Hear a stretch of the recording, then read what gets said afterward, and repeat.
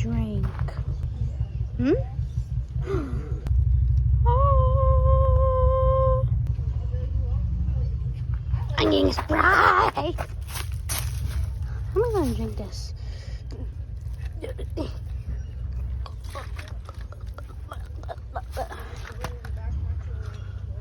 Whew. That's good.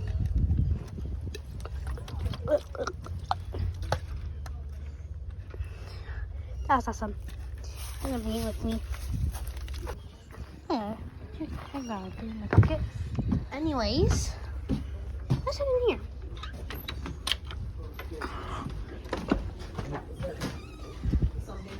Huh. Cool.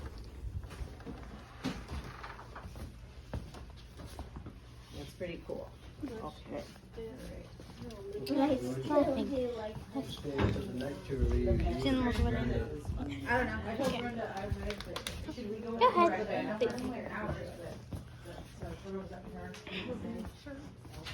Same crap, different day. I leave. Who wants this? Luke, I found you. I'm buying this for you for your first car. For your first car. I'll buy you this. Oh, with your golf keychain. balls. You and your alligators. This is cool. Okay, let's put it I'll back. the gator before my coffee. Let's see. Cool stuff. Look over here. Cool. Anyways, okay, let's just like this it.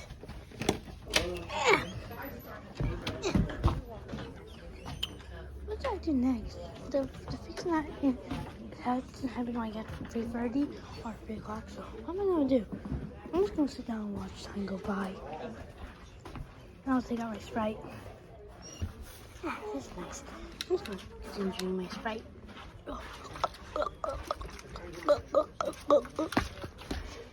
And whatever. This is nice of a trip. Can't wait for the bus to come. This is starting to get boring. I want to drink some more Sprite. I'm going to drink some more Sprite. Maybe I gotta explore more. I want to take that with me, put it in my pocket. Let's keep going.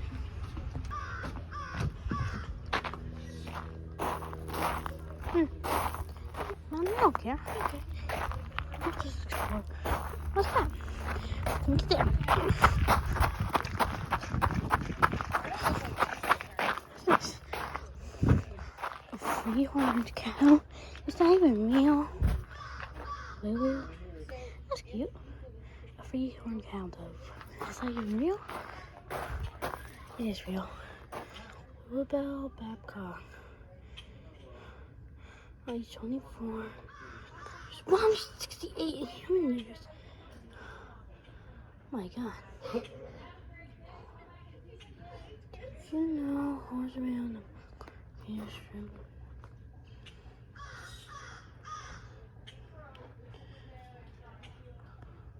Did you know a poor cow is a cow born without any horns? Okay. So that's weird. She grew a third horn in the middle of her head. Okay, that's weird. But that cow's pretty cute. But 168 years. Jeez. I wonder how much a year is for cow years. Oh my god.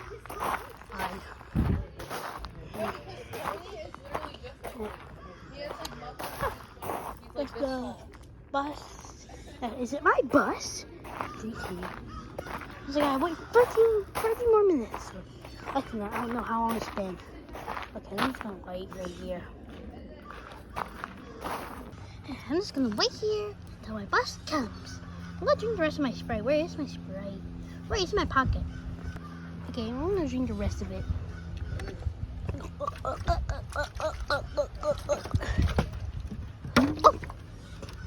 I'm gonna drink the rest of it, but now I'm gonna drink it.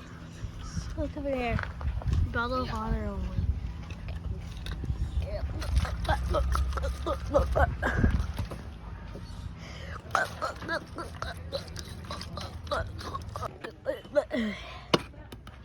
was good. Oh, no. Shit.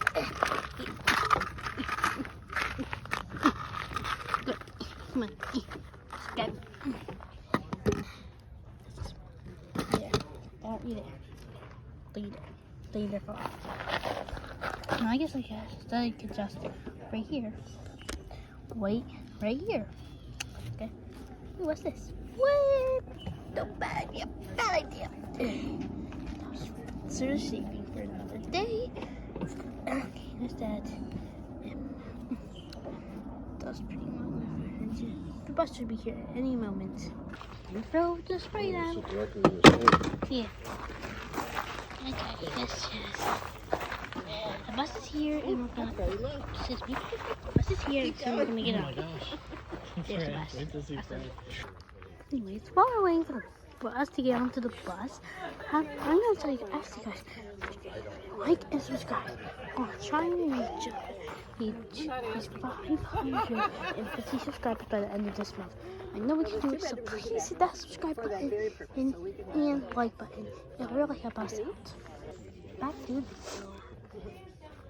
When are we going to get on the bus? Okay, let's get on the bus. We're going on the bus. Okay. Let's get going. Yeah. Let's get on. All right, guys. Good afternoon. Shut up. Go to the back. Leo. Okay, I'm going to the back. Go to the back. I'm going to go to the back. Okay, first middle. That's what I was trying to do. Okay, right here. Perfect. When will we get departing? Whoa, we're being ready to move. Everybody checked in? Yes. I didn't check Okay, we didn't check in. One party that's still here at 3 o'clock. That is the only time that we will wait. So I didn't check in, so. oh, you need to go check in. Okay. Okay, now we gotta wait longer. Yes, my parents didn't sign in. Okay, that's crazy. Okay, let's get ready. Get off. Come on. Hurry.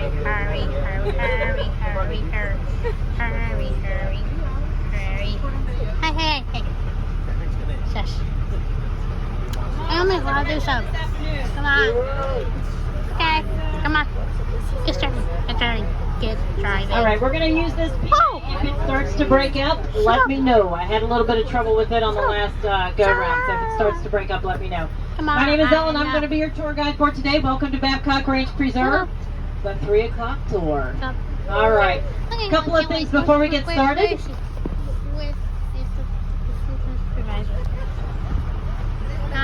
Couple of things before we get started.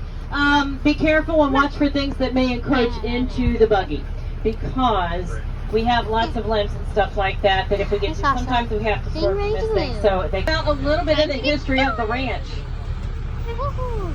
Back in the late 1800s, two brothers started a lumber company up in Pittsburgh, Pennsylvania. Their names were Edward and Fred Babcock. They started Babcock Lumber. And by the turn of the century, they had become very successful. And back at that time, it cost quite a bit to travel, and they were able to come down to Florida on a wildlife hunt. So they came down to this area, and someone happened to mention to them that there was a stand of longleaf pine in Charlotte County. Being in the lumber business, they were obviously very interested in that. Longleaf pine has a lot of very desirable traits about it. It's very strong. It also has a lot of resin in it, and that resin makes it so resistant to a lot of insects. One of those is the African termite. So they would cut that longleaf pine here on the ranch, and then they would send it over to South Africa, and over there it would be used to shore up diamond and gold mines. Will they stop? No. Okay, but that's cool. Come on. Please stop there when you guys come out, because there's gonna be buggies coming out. My buggy weighs more than your car, I guarantee it. Alright, so they ended up coming back here. They ended up purchasing the Crescent Bee Ranch in its entirety. That was where they went to see that stand of longleaf pine. They bought that from Perry McAdow. And they bought up a few other parcels of land. They ended up buying a total of 156,000 acres. That's roughly 12 miles by 13 miles. There's a couple of gators over here on the bank. Has anybody been on the tour before? All right, don't you guys give out my secrets. You guys know I have secrets. Don't give them out. But there's some younger gators, some juveniles there on the bank. We're going to see those guys on the way back. One swimming. Aww. Now they paid $40,000 for all that 156,000 acres worth of land. They paid about 25 cents to the state of Florida. If you're familiar with this area, you know that there's a wildlife management area due west of us. That's the Babcock Webb Wildlife Management Area. That was part of the original ranch. That left about 91,000 acres. Oh, somebody ran into a solar panel. Oh my god. That is not part of the preserve. That is part of Babcock Ranch community. Okay, that's weird. Property Development Company. That name of that property development company was Sid Kitson and Partners. Anybody a Green Bay Packers fan? All right. Well, Sid was a Green Bay Packer. He came down to this area, bought up all 91,000 acres. Now, he had already come to an agreement with the state that if they allowed him to develop 17,000 acres, he would sell them the remaining 74,000 acres. So that's exactly what they did. He ended up purchasing, we have about 50 head of, here's some of our beef cattle. We have about 50 head of crackers. Our beef cattle, this is a working ranch. We have about 2,500 head of beef cattle, so 2,500 beef cattle that roam about 50,000 acres of the 74,000 acres. Wow. Right here on the right-hand side of the buggy, you're looking at some palm trees. There's a grouping of 5. 4 of them have things sticking out on the trunks. The one on the right does not. But they're the exact same palm tree. The one on the right's just a little bit older than the ones on the boot jacks. They are where the palm frond was attached to the trunk of the tree. But the palm fronds you gotta be careful with the back scratcher. There's a lot of ants on palm trees. You can end up with a worse situation than just an itchy back if you have ants all over you. So you gotta be pretty careful with those. Now nature provided for the pioneers and the Native Americans. They gave them quite a bit of what they needed in nature. The palm trees, like I mentioned, they would find uses for the boot jacks. They'd use the leaves. If you look at the leaf on these table palms, they're very broad. They can be made into a shelter like a thatched roof. But there's also a food source to the sable palm. If you cut off the top 2 feet of a sable palm, we're going to stop here and look at a young one. This young one right here beside us. Now imagine that you cut off the top 2 feet of this tree. That's where the terminal bud is on the sable palm. Now with the saw palm meadow, it's underground. With the sable palm, it's on top of the tree. So you cut off the top 2 feet, and what that does is it kills the tree. But it is the edible portion. You can peel the bark back, and you're left with the heart of palm. So if you've ever had heart of palm, you've eaten the terminal bud from a sable palm tree. The sandhill cranes out here. Are we going to see any more down here? I'm not sure. Let's go ahead and talk about the sandhills. Yep, there's a white-tailed deer. All right, let's talk about the sandhills. The sandhills are known for that red spot right on top of their heads. That red spot, if you've ever...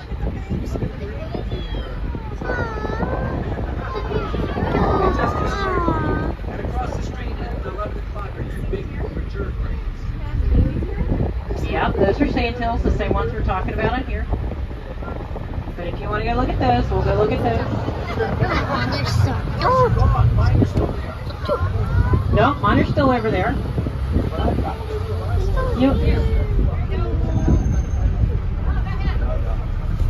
All right, let's look at these sandhills, guys. They're known for that red spot right on top of their head. That red spot's actually skin. It's not feathers. And these guys are one of the 3 biggest birds that you're going to see here. On the ranch, you're going to see the great blue heron, a great white egret, and a sandhill crane. So those are the 3 largest birds that you're going to see. These guys get their name. Anybody know how these guys get their name? They get it from Nebraska. When they migrate from South and Central America all the way up to Alaska and Canada, they stop over to sandhills for a little bit of a break, just a couple days. It's actually not that long. But they stop over in the sandhills of Nebraska for a little mating ritual. She will make him do it again. He could have to do the mating ritual once, or he could have to do it 10 times. It just kind of depends on mama. Now, if you guys noticed back there when we made the left-hand turn, there were a couple of markers. They're marking the end of an airstrip. I've lost my train of thought there for a second. So from those markers all the way down to the buggy barn is still technically an active airstrip. It hasn't been used in probably 40 years, but could be used in an emergency If you look it up on Google Maps, I actually think it says it's the Fred Babcock Airport. This is not an airport by any means, but it is still an active airstrip. It has been used more recently for helicopters and some emergencies, but has not been used for light aircraft landing here. Fred and Edward would bring their friends and family down. They'd land here and go on wildlife hunts. Now, if you look over here, you see more damage from the pigs. All that is dead until it's replanted by Mother Nature or by the cowboys here.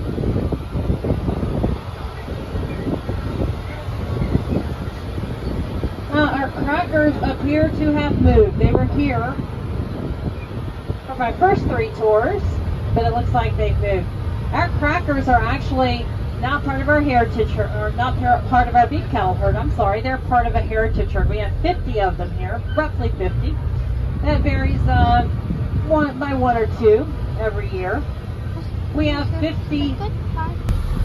This was the water hole. There is a great blue heron. Look at that bird. Posing. Never really seen one sit like that before. What? It's on one leg. I don't know if you can tell, but it's standing on one leg. A lot of birds do that. I've never seen a great blue do it. But this morning we had probably a 10-foot gator down here in this water hole. This is where they came to get their buckets of water when they needed it in Rouville, and there would have been 10-foot gators there, the same as there was this morning when they were coming in to get water. We're getting ready to come down into a weir. A weir is a water retention feature very similar to a dam. A weir allows water through it, a dam does not. If you see a dam leaking like this, you better get out. That's going to give you a little bit of an indication of what we're going to see as we pull down into the weir. Oh, look at that great blue. Oh, that's a cool. There were a lot of gators over here on the left bank.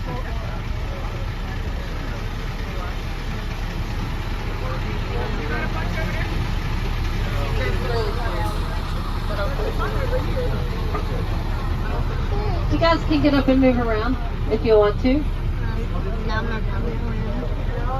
That's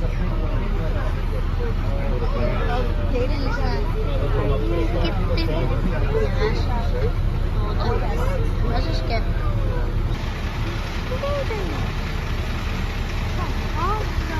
There's a great white egret over here as well on the left. I saw some computers right there. Right there.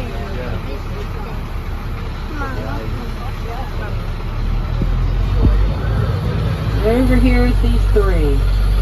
If you want to judge or guess the overall length of a gator, look at the distance between the nostrils and the eyes. In inches, convert that to feet. So if it's about 4 inches between the nostrils and the eyes, they're going to be feral pigs in Florida. Pigs. The only state that has more is Texas. And they can keep that. We do not want any more in Florida. Oh my God, they're so cute. Now these guys were brought over by the Spanish settlers. Oh, white one. One of the reasons I why know, we it's have so so cute. many Oh my is the reproduction God. rate of the females. They are one of the fastest reproducing large mammals. The female will start to reproduce in about 8 months. So she's They're going so to have her first cute. litter when she's about 8 months old. And then she's going to have another litter every 6 months. So every litter can be 8 to 12 piglets. So cute. So every year, or grassland, at one time, this is probably forested when the trees were cut, bahia grass was planted. Bahia doesn't like a lot of standing water though, so that's why these ditches or swales were cut, and that was just to improve the drainage. Are smaller. Any wildlife is going to be smaller than what you see up north. I don't feed these guys from the... I know, she's stomping at me. I don't feed them from the buggy for one reason. We have deer season down here. I don't want these guys getting used to being fed from the vehicle, because I don't want them to walk up to a vehicle expecting to be fed during deer season. Some of the other guides do. I just make the decision not to. Yeah, no, I'm not feeding them. I'm not going to feed them. Spanish. Oh my God, the big cows. And our smaller body cow. Oh my God. That's a big one. Now, why are they called crackers? They're called crackers after cow hunters. Cattle were free range back in the 18 and early 1900s, and so when they were going to be taken to market, they had to be rounded up, and cow hunters would go out and do that. When the cow hunters did that, they would take a bullwhip with them. They would snap that bullwhip over the top of their head, and when they did that, the tip of the whip would break the sound barrier, just like when fighter jet Lucy. When are you going to have your cat? Gosh. Lucy. This is Lucy. Lucy's very pregnant. And I hope she, use your horn, use your horns. She's got about the biggest set of horns of any cow that we have here, and she will use them on the pig. She's got a big pig. Cow versus pig. Oh my god. This is Rocky. Now we have about 50 head of crackers. We only have one bull, and here he comes. This is Melmo. He's got the swagger. He should. He's the only bull that we have. He has 49 girlfriends. He's got quite the swagger, doesn't he? I'm the man. I'm the man. I'm the man. A bull. Hi, Melmo. Hi, Bubba. Hi, Bubba. That's a cool look. What you think matter her? You were her friend a couple weeks ago. Oh my god. Bubba. Now, just due to good animal practices, he's going to be swapped out here in a bit. Now, if you look at this male boar over here, look at this boar. You see his tusks? You do not want to be on the business end of those tusks. They are razor sharp. When he brings his top incisors down over his lower one, you come back, you might see the water all the way back to this tree line. During really high water, you'll see it that high. Usually you'll just see it stay seated. And we're going to start talking about cypress in here.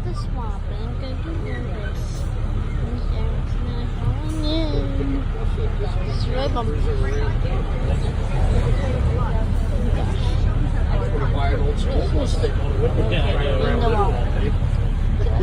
Mama went that around.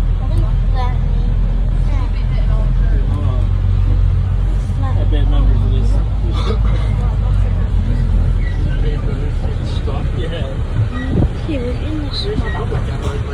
We have a raccoon that hangs out in here, so keep your eyes open for him. Actually, I'm not sure if it's a male or female, so I haven't examined it that closely. yeah, this is definitely. Now here on both sides of the buggy, we have cypress that's starting to show up. Cypress trees typically grow very straight. And then they have this flare or bell or pyramidal shape at the bottom of the trunk of the tree. That swell or bell at the bottom of the tree helps to keep that tree upright. It stabilizes the tree during high winds. But the other thing that's really interesting about cypress are these things that are sticking up out of the ground that look like stalagmites in a cave to me. They're called cypress knees. A knee like on your leg. They're part of the root system of the cypress tree, and their only function in life is to help stabilize that tree. They're relatively benign otherwise. They don't provide air or nutrition, moisture, anything like that to the tree. Up until about 30 years ago, it was thought that they did, but now that's been reversed, and it's thought that their only function in life is to help support that tree. And these cypress knees can grow as much as 30 or 50 feet in any direction from the bottom of the tree, from the trunk of the tree. So it can be a very extensive cypress knee network. Oh my god. The great white infinity. Awesome. I know. I just got myself. I know that. I know that. Stop. You're gonna jinx it. Yeah, you're gonna jinx it. It's a really pretty time to be driving through the swamp with the angle of the sun. Yeah. Really pretty. Now we're getting ready to make our one stop on the tour where we actually get off of the buggy. We're going to walk back into the swamp. It's a very easy walk on a man-made boardwalk, but if you would prefer to stay on the buggy, you're more than welcome to. One thing I do ask is that if you stay on the buggy, you stay on the buggy. Because we have a lot of snakes and a lot of things that don't want us here, so we need to make sure everyone is safe. Now here's 3. This is going to be all types of inbreeding. So we needed to get some new genes into the gene pool. So 8 pumas were brought over from Texas, very closely related genetically. It's thought at one point they probably shared a common bloodline. Both of them are subspecies of the mountain lion. They were brought over and released into the wild, and that seems to have done the trick. The latest numbers that I've heard are somewhere between 150 and 250. Depends on what article you read.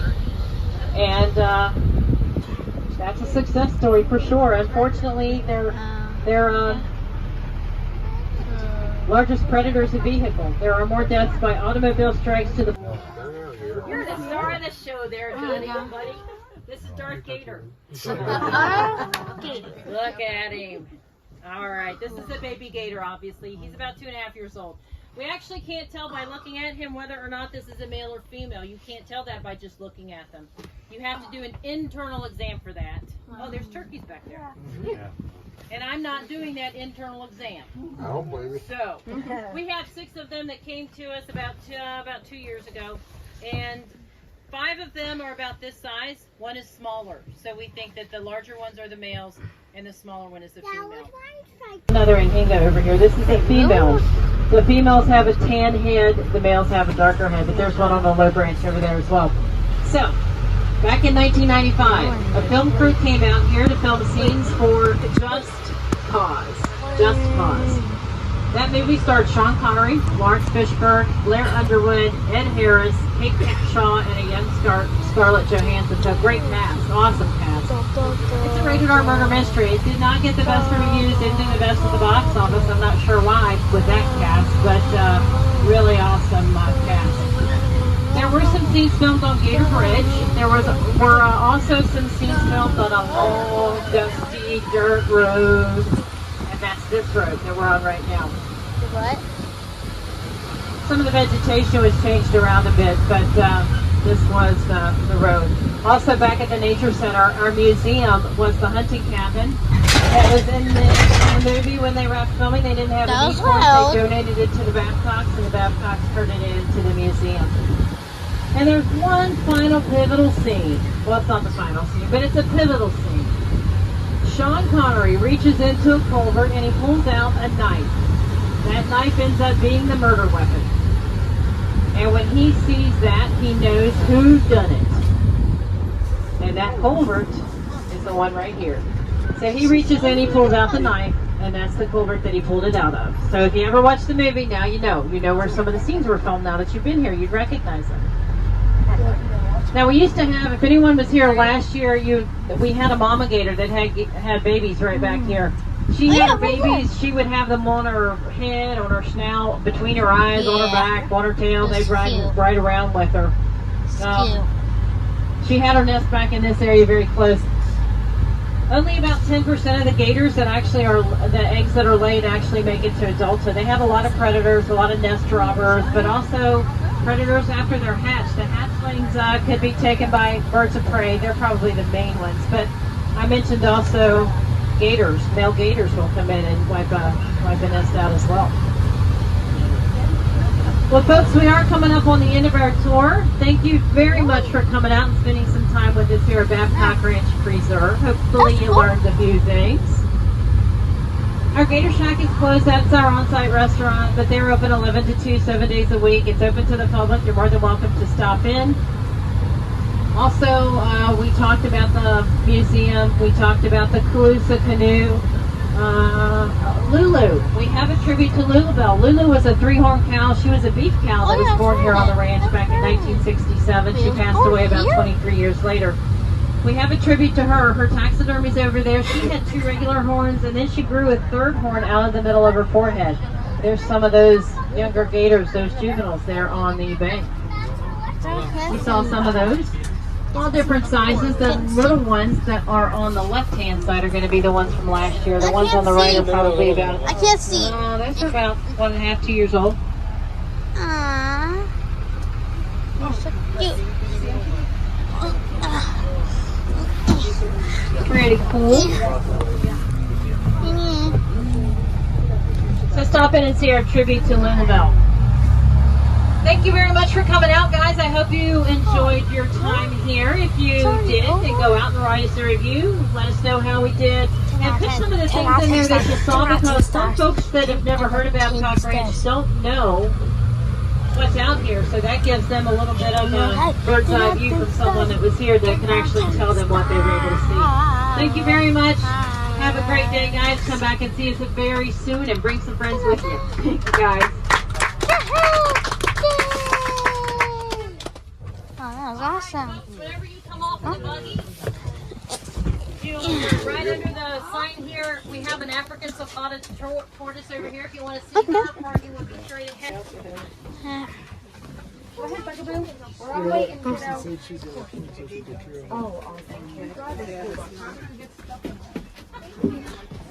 That was a bumpy drive. Come back during the wet season. Very different landscape. Yeah, I can probably Thank you, guys. probably agree with that. To be a tourist.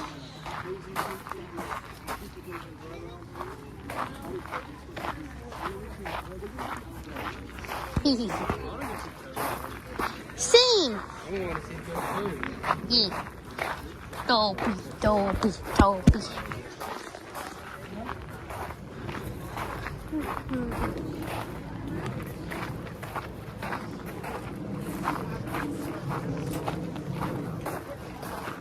There's Toby. Oh, there's Toby. There he is. Look, he's right there. So good.